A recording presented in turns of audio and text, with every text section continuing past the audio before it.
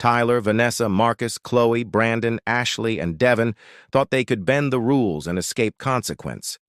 But one summer night, their entitlement collided with reality, and every careless choice was caught on Bodycam. It began on a humid Saturday night in late July, when dispatchers received a series of noise complaints from residents in an upscale suburban neighborhood just outside Atlanta. The callers all said the same thing. Music was shaking the windows, cars were blocking driveways, and loud laughter echoed down the street long past midnight.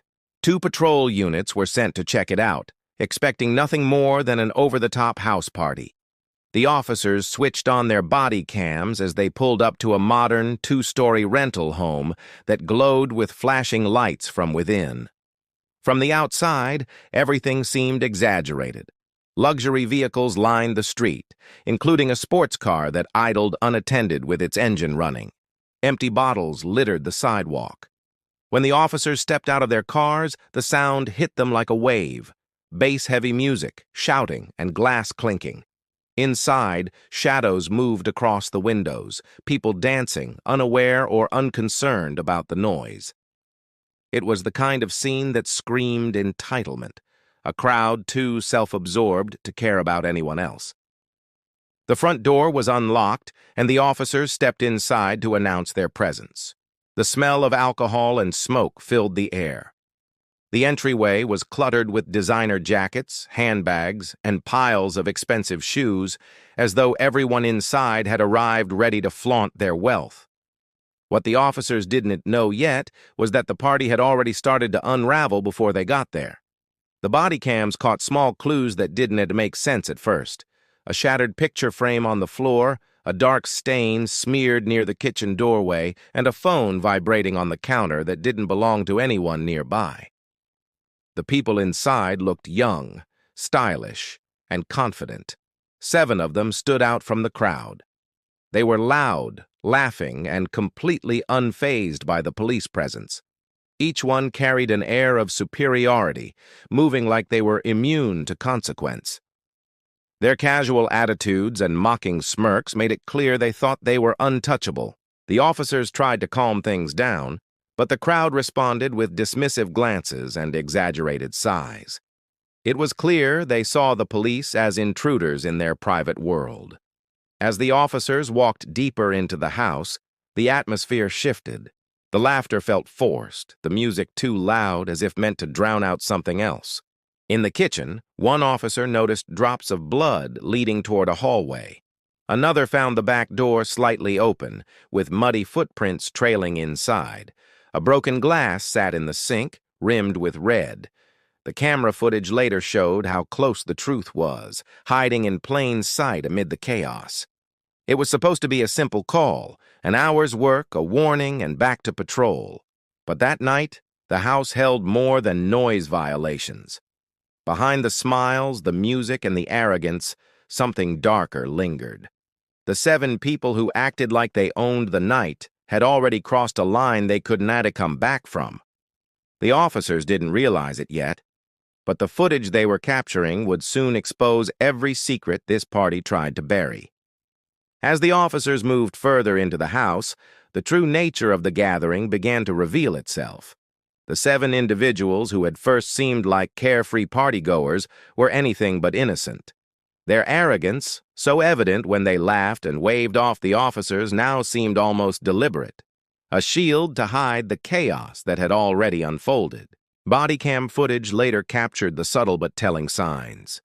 Scuff marks along the walls, a trail of broken glass in the hallway, and the lingering smell of something acrid like smoke or chemicals that didn't belong in a normal party. The house, once dazzling with lights and music, now felt suffocating, oppressive, and chaotic. The group's movements were telling. Some leaned against counters, sipping from half-empty bottles, eyes darting toward the officers with irritation and annoyance rather than fear. Others whispered to one another in tight circles, glances exchanged that betrayed their awareness that something serious was hidden in plain sight. Their confidence was a mask, and even the most casual observer could sense the tension that hummed beneath the surface.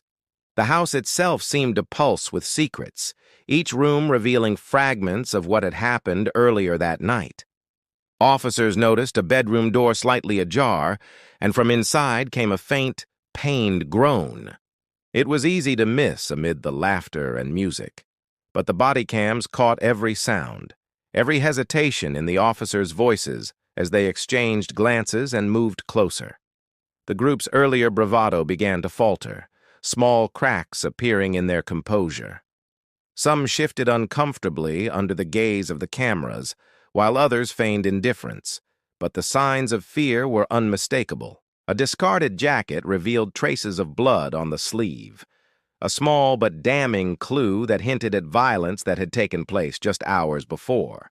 The officers also noticed other subtle indicators of a more sinister event. Furniture was overturned, and doors that should have been closed were left open or broken. Personal items, usually neatly stored at a party, were strewn across floors and counters. Even the expensive alcohol and flashy decorations seemed staged, a veneer meant to distract from the underlying turmoil. It was a home built to impress outsiders, but the disorder inside spoke volumes about what had actually happened. In the kitchen, one officer paused at a trail of droplets leading toward the back hallway. The group's attention seemed divided between maintaining their facade and monitoring the officer's every move. Their entitlement had made them careless. They assumed no one would find the evidence, and that their social status would shield them from consequences. That overconfidence, captured in detail by the body cams, would later become one of the most damning elements against them. Every smirk, every dismissive gesture, every attempt to brush off concern was recorded, a silent witness to the unfolding truth. By the time the officers reached the far end of the hallway, the tension in the house was palpable. The laughter had dimmed, replaced by nervous energy and whispered exchanges. The 7 suspects, once untouchable in their own eyes, were beginning to sense that their reality was shifting. The body cams captured it all, their entitlement, their attempts to maintain control, and the first flickers of fear that hinted at the unraveling of their carefully constructed night. The evidence was there, waiting to be discovered, and the officers were only beginning to understand how far the deception ran. The moment of discovery came suddenly, shifting the entire dynamic of the scene. As the officers moved down the dimly lit hallway, their body cams caught a door slightly ajar at the far end. A faint, irregular sound emerged from within, a soft groaning that was easy to dismiss if one wasn't paying close attention. The room was cramped and poorly lit, unlike the lavish spaces in the rest of the house, and the air carried a sharp metallic scent that immediately raised concern. Inside lay a man, slumped against the wall, his clothes torn and stained with blood, his breathing shallow and uneven. It was clear he had been beaten, and judging by the bruising and cuts, it had not been recent. It had been hours. The officers quickly assessed the scene, scanning for any immediate danger. The man's injuries suggested he had been dragged and confined, and nearby, the body cam captured evidence that painted a grim picture. Discarded ropes, blood-stained rags, and a chair overturned as though used to restrain him. The juxtaposition between the chaos downstairs and the violence in this hidden room was shocking. What had seemed like entitlement and carelessness now revealed itself as deliberate cruelty and intimidation. The 7 suspects' earlier arrogance suddenly appeared reckless and unmasked, as the evidence left no room for interpretation. The officers called for backup while cautiously moving the injured man to safety. Meanwhile, they observed the suspects from the hallway. The body cams captured every reaction, eyes widening, faces blanching, and sudden attempts to alter the scene. Some of the suspects whispered urgently to each other, glances flicking toward the officers as if weighing escape routes or strategies to deflect blame. Their previous confidence, the casual air of superiority, had evaporated. What had been a party masked by wealth and laughter was now clearly a crime scene. The room itself seemed to hold the tension, each drop of blood and piece of scattered furniture testifying to the violence that had occurred. As paramedics arrived and began tending to the victim, The officers started separating the suspects. Each movement was precise and deliberate, ensuring no one could tamper with evidence or escape.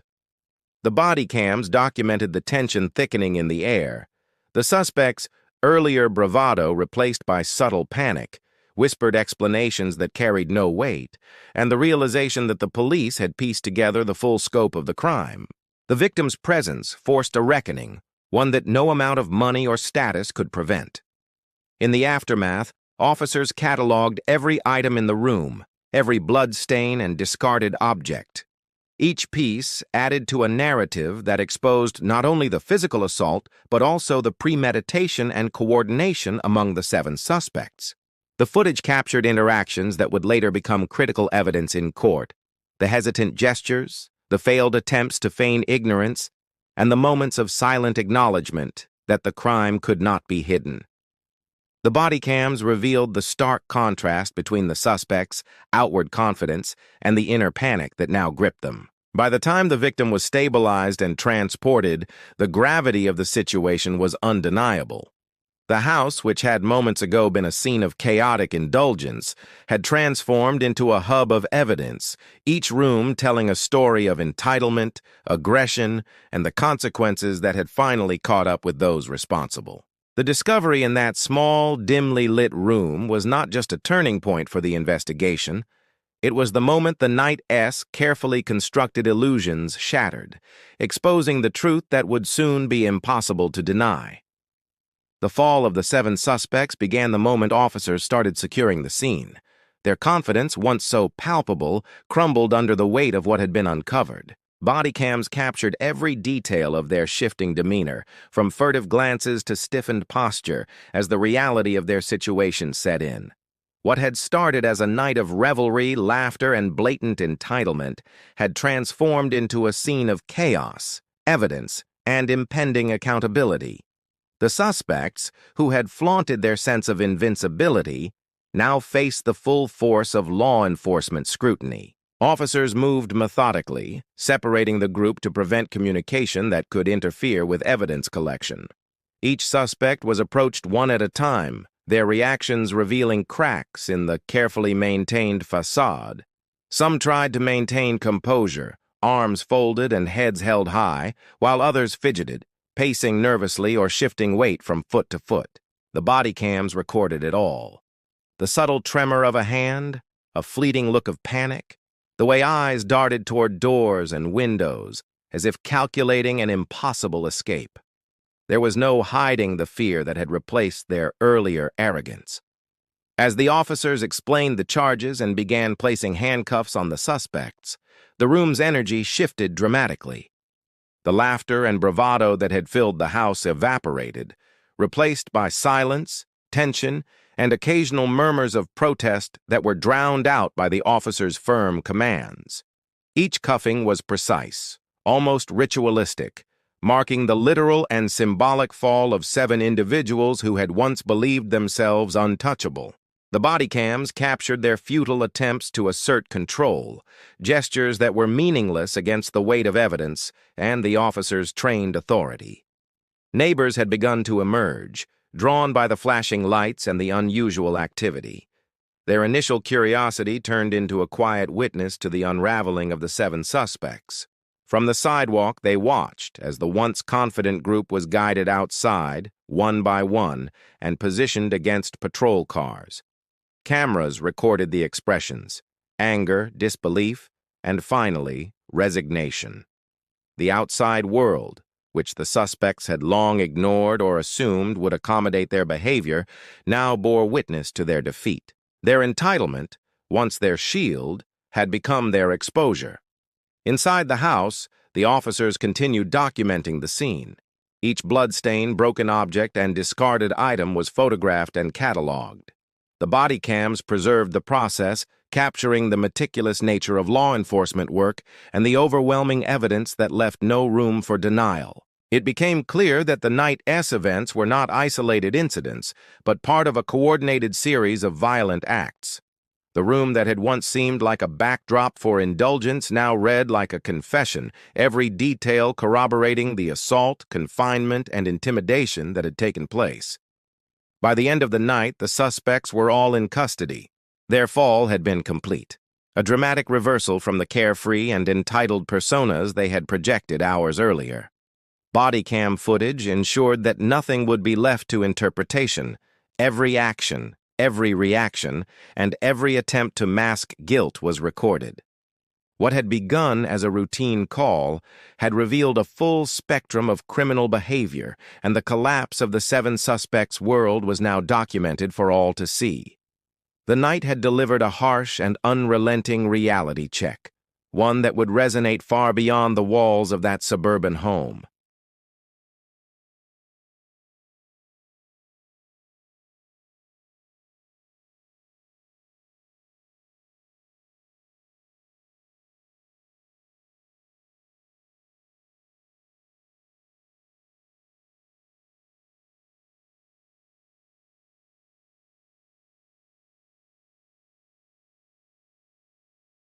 Each smirk, each dismissive glance, each attempt to act unconcerned became a critical piece of the narrative that would ultimately define the case. The entitlement that had once allowed them to act without fear now served as a visual record of their guilt. As the footage was presented in court, it spoke louder than any testimony could. The 7 suspects, once confident and unshakable, were forced to confront the consequences of their actions in a public setting. Every detail the cameras had captured, the broken glass, the bloodstains, the tense interactions with officers, was replayed before the jury. The body cams provided an unbroken chain of evidence, showing not only what the suspects had done, but how they had behaved when faced with the law. Their earlier arrogance, which had seemed like a minor character trait during the party, now appeared as deliberate contempt for rules, authority, and human life. The courtroom became a stage for accountability. Witnesses described the night, corroborating the visual evidence, while forensic experts detailed the extent of the injuries sustained by the victim. The recordings captured subtle but crucial moments. One suspect flinching when confronted with a question, another shifting nervously in their seat, and several attempting to exchange fleeting looks as though silently negotiating blame. Every nuance of behavior, previously unnoticed by casual observers, was magnified by the body cam footage and used to reconstruct the crime with exacting clarity. As the trial progressed, the 7 suspects' defenses began to crumble. Their claims of ignorance, accidents, or exaggeration were systematically dismantled by the recorded evidence.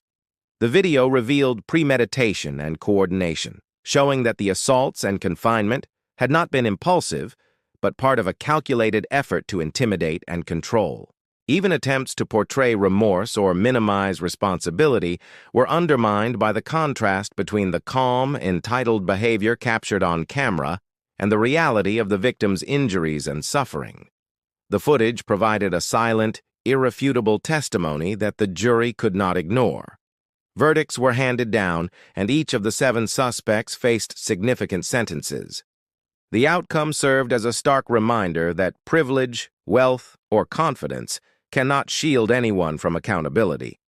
The body cam recordings, which had once been a tool to ensure officer safety and transparency, had now become the instrument of justice, capturing a complete picture of entitlement colliding with reality. The story of the night, from the first noise complaint to the final convictions, was preserved in meticulous detail, a chilling illustration of how arrogance and disregard for others can lead to irreversible consequences. The 7 individuals who had once believed themselves untouchable were forced to reckon with the truth, their entitlement replaced by accountability, their freedom replaced by the permanence of justice.